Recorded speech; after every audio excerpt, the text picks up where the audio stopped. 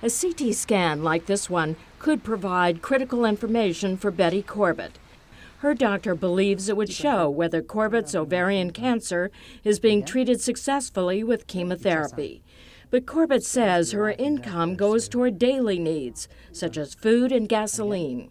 I should have the right to know, where I'm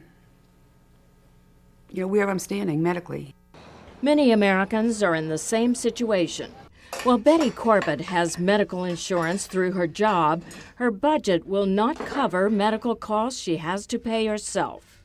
It's my integrity. I've always been able to pay my bills, and that really, that's how. The study gathered information from about 7,500 chronically sick patients in 8 industrial nations. In many categories surveyed, patients in the U.S.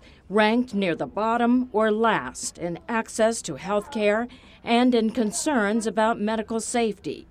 At least 40% of the Americans surveyed said they could not afford to fill a prescription and stretched out the doses. At least 30% would not go see a doctor because of cost.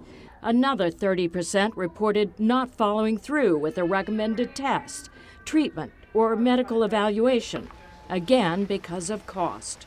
Professor Jean Mitchell is with Georgetown University's Public Policy Institute in Washington, D.C.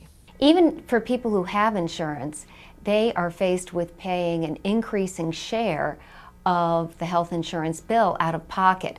Medications can be expensive, even when insurance picks up most of the cost.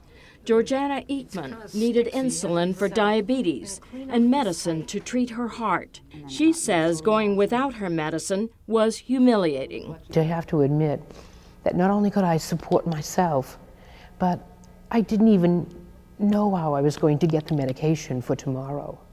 The study showed that at least 40% of those Americans reported paying a larger share of their medical treatment than patients in other developed countries.